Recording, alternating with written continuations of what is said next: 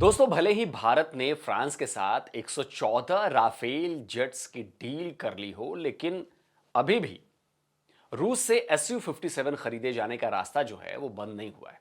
भारत ने अब तक SU-57 को लेकर रूस को मना नहीं किया है और रूस की तरफ से भी लगातार SU-57 के अपग्रेडेड मॉडल्स की पेशकश की जा रही है।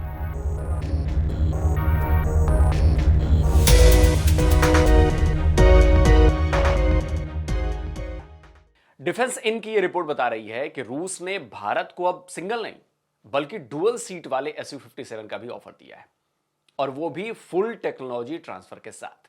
यानी इन फाइटर जेट्स को भारत खुद अपनी असेंबली लाइंस पे बना सकेगा।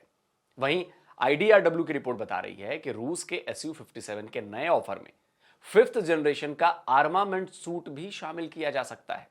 तो चलिए आपको एक एक कर बताता हूं कि रूस से SU-57 के नए ऑफर में क्या क्या शामिल है, इसका मतलब क्या है। तो सबसे पहले हथियारों की बात करते हैं। इस जेट को जिन हथियारों के साथ अपग्रेड करने की बात कही जा रही है वो है long range air to air missile, stealth optimized cruise missiles, anti radiation system के अलावा एयर लॉन्च्ड बैलिस्टिक मिसाइल्स भी शामिल हैं। पहली मिसाइल है R-37M। 510 किलो वजन वाली यह मिसाइल 4.06 मीटर लंबी है। R-37M में boost sustain solid rocket propellant का इस्तेमाल किया जाता है।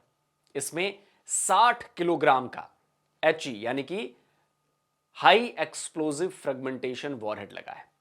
इतना ही नहीं, यह मिसाइल न्यूक्लियर वॉरहेड भी अपने साथ लेकर जा सकती है, यानी कि न्यूक्लियर का ऑप्शन भी इसमें है। R-37 में inertial with mid course update और सेमी एक्टिव के साथ एक्टिव रडार होमिंग सिस्टम लगा है जो प्रिसाइज बना देता है इसे। इस मिसाइल की ऑपरेशनल रेंज 400 किलोमीटर तक है, जबकि इसकी स्पीड जो है वो 6 मैक की है। 400 किलोमीटर की रेंज और 6 मैक की स्पीड की वजह से इसे एवॉक्स किलर मिसाइल के नाम से भी जाना जाता है। ये एयर टैंकर्स और स्टैंड ऑफ जैमर जैसे हाई वैल्यू एसेट्स को भी टारगेट कर सकती है। पहले भी भारत और रूस के बीच इस मिसाइल की खरीद को लेकर बातचीत हो चुकी है, लेकिन अब रूस ने SU-57 के आर्मामेंट पैकेज में ही इसे शामिल कर दिया है। दूसरी मिसाइल है KH-69। KH-69 एक stealth subsonic air launched cruise missile है। यह एयर टू सरफेस अटैक के लिए इस्तेमाल की जाती है। 800 किलो वजन वाली यह मिसाइल अपने साथ 300 किलोग्राम का वॉरहेड ले जाती है। इसमें GNSS, INS और कॉन्ट्रास्ट सीकर नेविगेशन सिस्टम लगे हुए हैं। इस मिसाइल की रेंज 400 किलोमीटर है, जबकि इसकी स्पीड जो है वो करीब 1000 किलोमीटर प्रति घंटे की है। यह मिसाइल पहले से SU-30MK, SU-34, SU-35 और SU-57 समेत कई रूसी जेट्स में इस्तेमाल की जा रही है। लेकिन रूस ने अब जो भारत को ऑफर दिया है उसमें कुछ खास बात है। बात यह है कि रूस ने इस मिसाइल का एक ऐसा वेरिएंट तैयार किया है जो SU-57 के इंटरनल बे में डिप्लॉय की जा सकेगी। यानी अब तक इसका हार्ड पॉइंट एक्सटर्नल था। एक्सटर्नल हार्ड पॉइंट जेट के स्टेल्थ को कम कर देता है, लेकिन अगर यह मिसाइल इंटरनल बे में होगी तो जेट की स्टेल्थ कैपेसिटी भी बने रहेगी और स्ट्राइक कैपेबिलिटी भी। यह है रूस की एंटी रेडिएशन मिसाइल KH-58। यह मिसाइल दुश्मन के एयर डिफेंस को तबाह करने की क्षमता रखती है। इसका वजन 650 किलोग्राम है, जबकि वॉरहेड का वजन जो है वो करीब करीब 149 किलो का है। इसकी रेंज 245 किलोमीटर की है और इसमें strap down inertial system, wide range passive radar, self homing head, guidance लगे हैं। यह खास तौर पर रडार सिस्टम्स और एंटी एयरक्राफ्ट मिसाइल सिस्टम को काउंटर करने के लिए डिजाइन की गई है। अब SU-57 के लिए इसे खास तौर पर फोल्डिंग फिन्स के साथ तैयार किया गया है ताकि इसे भी जेट के इंटरनल वेपन बे में फिट किया जा सके। इसके अलावा SU-57 के साथ एक छोटी एयर लॉन्च बैलिस्टिक मिसाइल और भारत में बनी अस्त्र मिसाइलों को भी इंटीग्रेट किए जाने की बात कही जा रही है।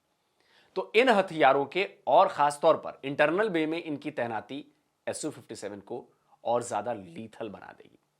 इसके अलावा जैसा कि मैंने आपको पहले भी बताया कि बात डुअल सीट SU-57 की भी है, तो इसका मतलब यह हुआ कि इसके एयर फ्रेम में बदलाव करना पड़ेगा। यह SU-57M हो सकता है। कहा जा रहा है कि मॉडर्न मैन अनमैन टीमिंग के लिए जेट में दूसरा क्रू मेंबर जो है वो बहुत जरूरी हो गया है। डुअल सीट जेट में पीछे बैठा जो पायलट है वो मिनी एवैक्स की तरह काम कर सकता है, या फिर वो जेट से जुड़े स्वार्म ड्रोन को कंट्रोल कर सकता है, जबकि आगे बैठा पायलट फ्लाइट मनूवर और एयर टू एयर एंगेजमेंट को हैंडल करेगा। रूस का ये कॉन्सेप्ट वेस्टर्न टेक्नोलॉजी और जो दूसरे कॉन्सेप्ट्स हैं उनसे बहुत ज्यादा अलग है। अब देखना यह है कि इंडियन एयरफोर्स रूस के इस डुअल पायलट कॉन्सेप्ट पर क्या रिएक्शन देती है। वैसे हम सुखोई यूज कर रहे हैं जो डुअल पायलट है। कहा जा रहा है कि भारत राफेल के बाद रूस से करीब 60 Su-57 जेट्स खरीद सकता है। इसे भारत में बनाने की बात भी सामने आ चुकी है।